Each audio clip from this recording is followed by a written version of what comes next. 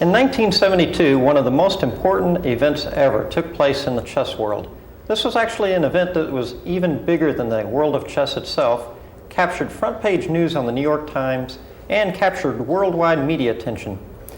Today we're very fortunate to have with us to discuss the Fishera-Spassky chess match that took place in Reykьявik, Iceland, the heir apparent and the man who would eventually become world champion after Bobby Fischer retired from chess. My good friend Anatolий Karpov is here to discuss with us not only the games of this historic event, but the events surrounding the match, the results that it had on the chess world afterwards. Anatoly, welcome to the show. Hello. So you know, in 1972, of course, the world attention was just close to this match, and that time I was already strong grandmaster. So I had some big victories, like Moscow All-Star Tournament, like Hastings 71.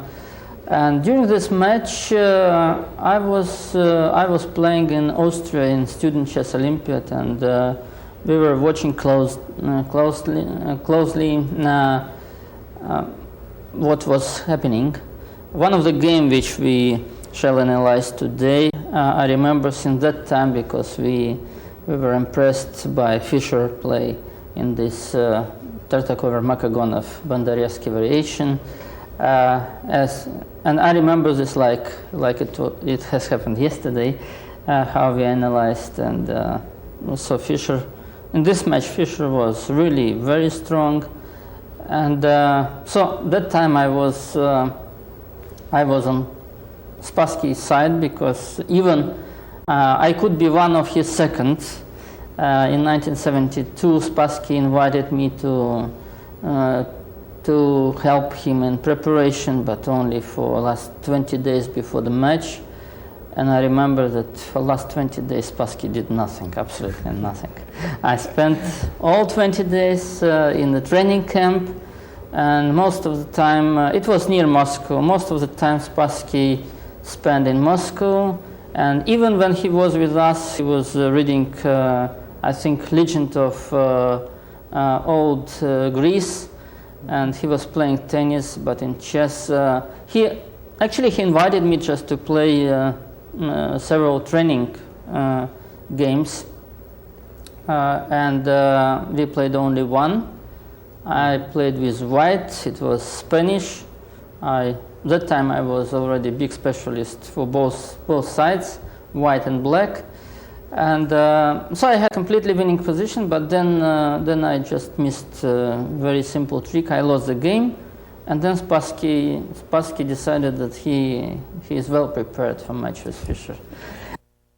But actually, to take a look at a couple of things before we go, the first game we're going to look at is Game 3. But before that, we have to realize that Fischer had never actually beaten Spassky in a tournament game. He'd lost to him in Santa Monica, a very nice game by Spassky. He lost to him in the Olympiad. In Zigin in 1970, yes, decisive game when Russian team should fight for the first place. And so even at this, but Fischer had such an incredible series of results. He destroyed Taimanov 6-0, he beat Larsen 6-0, he crushed Petrosian, 6.5, 2.5, on the way to the throne to play Spassky. And so feelings were mixed. A lot of people thought that Fischer would destroy Spassky. A lot of people thought Spassky was still stronger. No, Spassky was still strong that time. I cannot say stronger. But what happened, because of his character, he overestimated himself. He underestimated Fischer.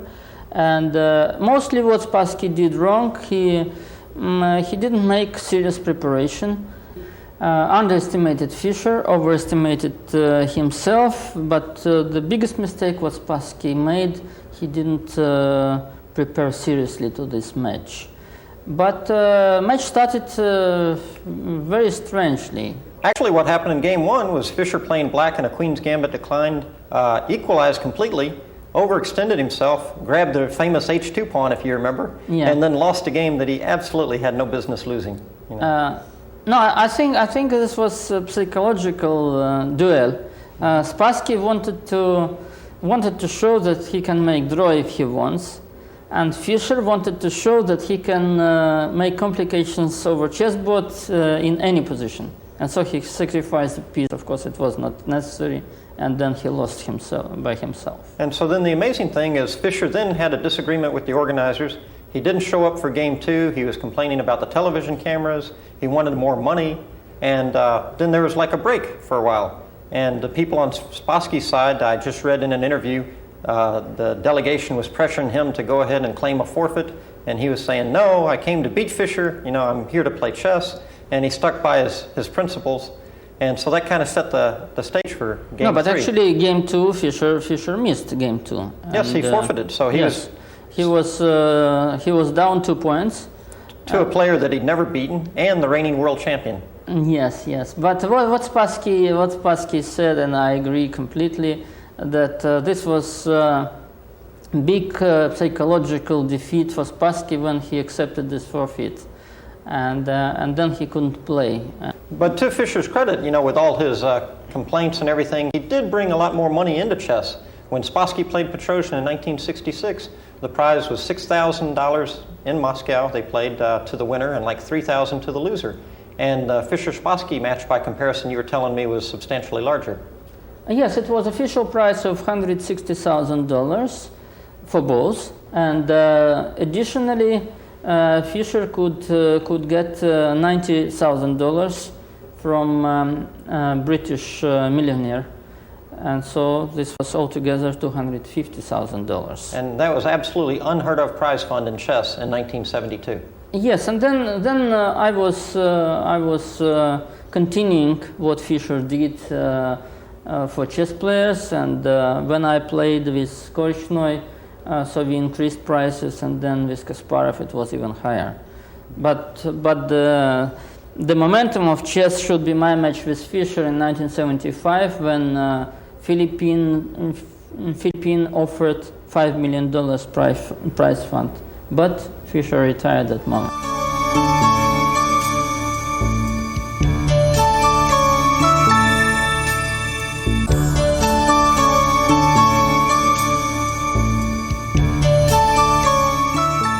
Game 3 was d4, knight f6. Spassky played c4, e6. Spassky offered a Queen's Indian, but of course Fischer liked to play very sharply and played for the Benoni. d5, c takes d5, c takes d5. And then, g6, knight c3, d6, knight to d2. And now one idea with knight d2 is they want a very rapid knight c4 to put pressure on the pawn. So Fischer played knight b6. That way on knight c4, he can play knight b6. Yeah, that's right. And Spassky played e4, bishop g7, bishop e2, then castle. Also, white made the same. Rook e8, and then queen c2. So strangely, that time it was novelty.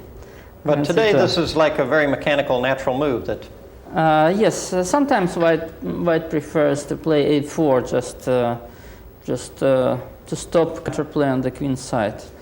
But of course, you can play always a4 after a6. And so Fischer played very sharp, knight f6 to h5, which looks strange because black allows to double pawns on h file, but of course then you have good bishop on g7, good bishop on c8, and so active play. And that moment it was very interesting. Now people know how to get advantage after knight h5. That time Spassky didn't show the best way. So he took, of course, knight on h5. Pawn takes. Pawn takes. And then Spassky played knight c4.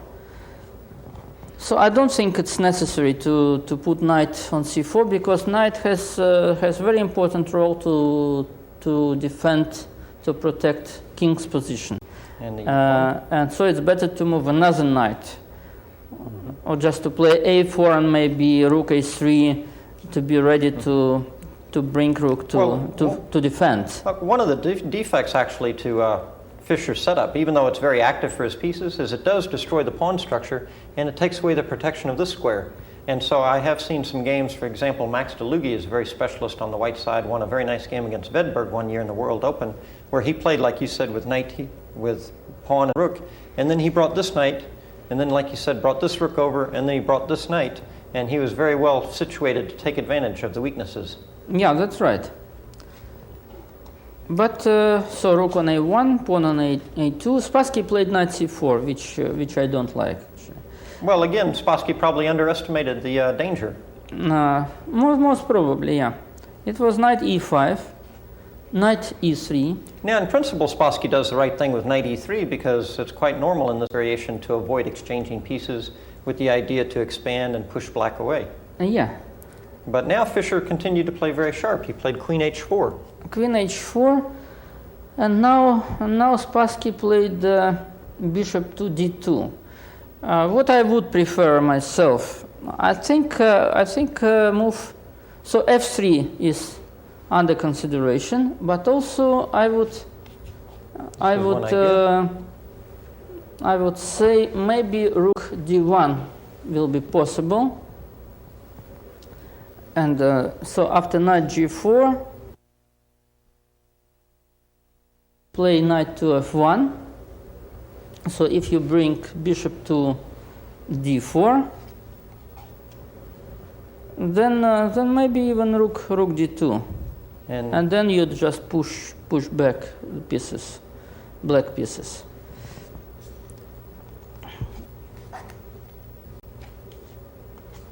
But Spassky took on g4.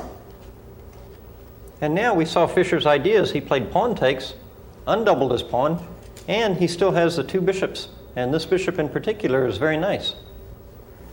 Yes, now black has quite good play.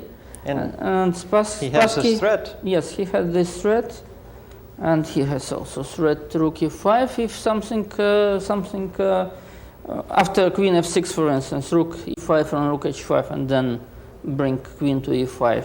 So many ideas. f5 is strong, and then black can play for idea to make some active operations on the queen side with b5. So then Spassky played bishop f4, which is a good move. Fischer played queen to f6. And then, strangely, Spassky played g3. Okay, well, g3, of course, it does protect the bishop, but it also kind of weakens some of these squares around the white king. Yes, this I cannot understand, and I believe that even queen d2 was better, even queen d2. So either queen d2 or bishop g3 would have been preferable. I don't know, bishop g3, it was recommended, and still it was better than g3, but maybe queen d2 is even better, because then you just keep option.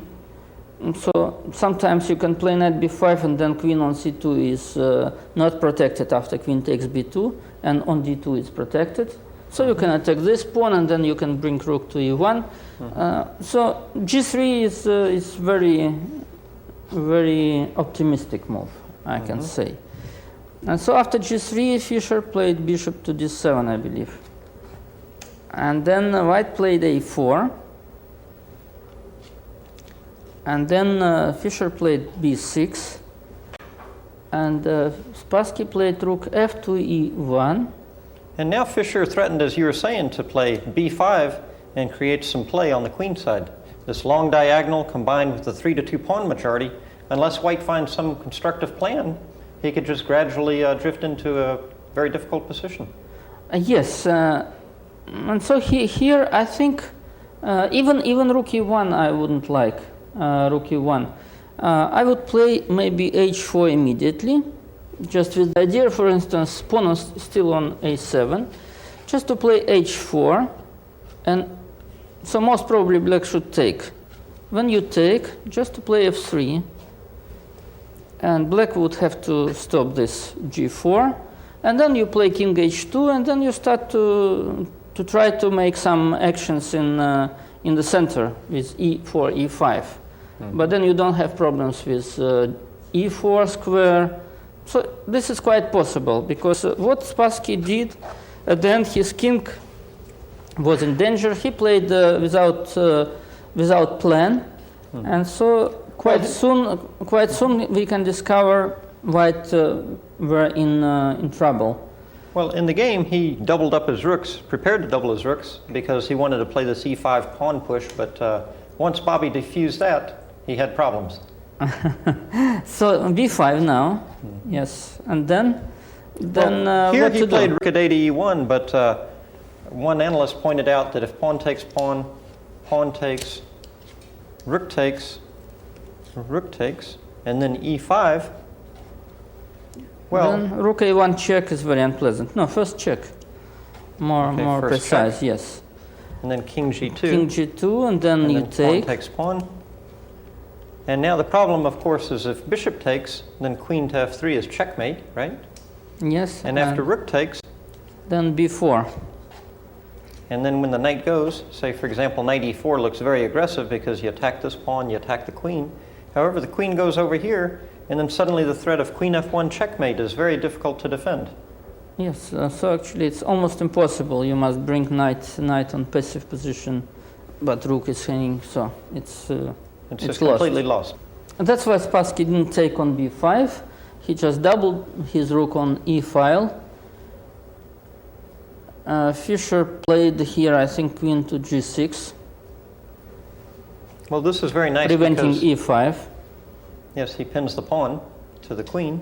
Yes, Spassky played b3, Yes. rook e7, and then queen d3. Now Spassky is attacking the pawn on b5, but Fischer simply defended. And Yes, this rook maintains everything in the position for him. And so white had to exchange. A takes b5, A takes b5. And now Spassky has trouble finding a plan, so he decided he wanted to block up the queen side. If he does nothing, Bobby's ready to play b4, knight moves, and then bishop b5. Yeah. And this is just very, very bad news, yes? Yes, exactly. And so that's why Spassky decided to play b4, which is a typical idea for Benoni, to meet this activity with b4, and then if black takes on b4, then knight a2, and knight takes back on this b4. pawn, and then knight comes to c6. So white has fantastic position, and of course black doesn't allow such opportunity. Fischer played c4, most c4, probably queen d2. queen d2, and then Fischer played rook to e8. And now Fischer has the possibility to take here and take on e4. And it's really not easy to see what can be done about this. That's right, but still, even here I would recommend h4. Even here I would recommend this move. Then you have a better position for king, and then if black would take here, then you have f3. And again, you have some possibilities in this. In center, maybe you can play e5. This bishop is out of play till the moment. So this was the best practical chance, I could say. But Spassky just wanted to wait, and so this was decisive mistake. Well, now Spassky. Fischer improved with h5. Yes, Fischer brought his pawn to h5.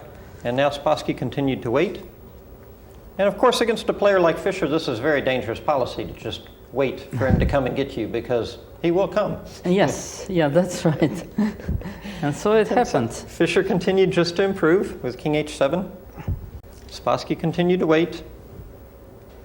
And now Fischer king decided G8 maybe to this see. is not improvement. Spassky continued to wait. And now Fischer took on c3. Yes. Now, at first sight, this looks very dangerous because he gives up his valuable dark squared bishop and he captures his pawn. And we get an ending that is actually one of your favorites with the bishops of opposite colors. After takes and queen takes. And this type of ending with these opposite colored bishops and rooks or opposite colored bishops and queens, this is an ending that you've become a great specialist and collected many points over the years. Yeah, that's right. But here you see black position is much better because both kings are exposed to the attack of queen. but white king has only one square on g2 after check on the first rank. And black has a lot of possibilities to improve position of king. And it's very difficult for white to make a straight attack. And all else considered, black starts out with an extra pawn in his pocket. Yes, that's right. And so they are threatening to take this pawn. But of course, if white would have pawn on h4, so this would be probably equal position. But pawn is still on h2, and then this is the main trouble for white. Well, to start with now, he played bishop h6 to threaten mate. But first off, if he takes here... Yeah, then queen takes on d5.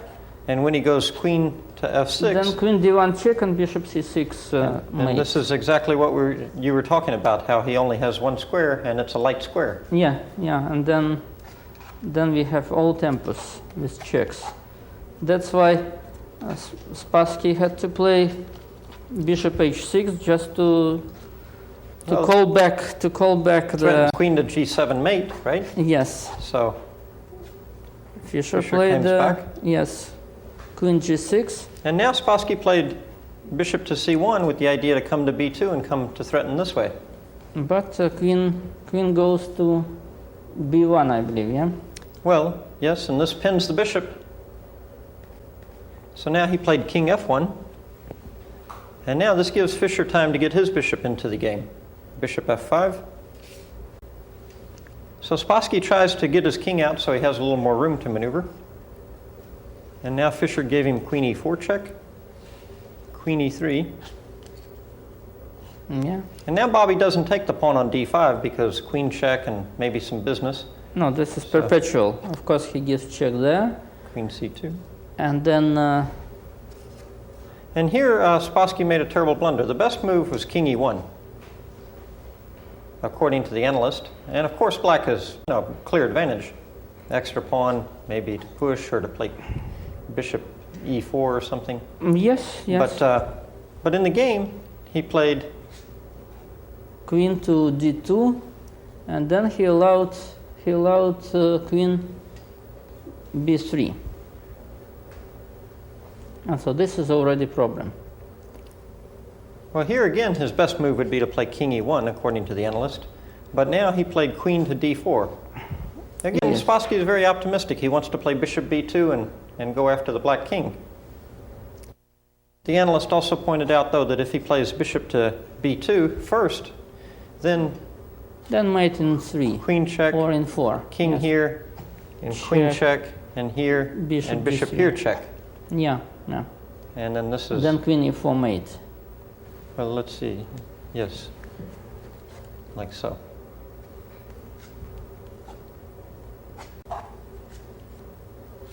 So in the game, Spassky played queen d4, and Fischer played bishop d3 check. And then king cannot go to d2 because this is mate. And if king e1? If king e1, then queen takes b4 check. With check, and this is just too many pawns. Very unpleasant, yes. Mm-hmm. And the other point was that if king e3, then he has very nice move queen d1, threatening the bishop. And if he goes bishop to here to threaten mate down there, then he can come... Queen f3 check, king d2, queen e2 check, and mate. Doesn't matter where king comes. Queen c2. Yes. So, nice achievement. Well, this was a nice sporting achievement. Theoretically, of course, the opening wasn't perfect on Fischer's part, but it was a new dynamic chess idea. But the singularly most important factor was this was the first time he'd ever beaten his rival, B.Spasский, in a tournament game. And especially with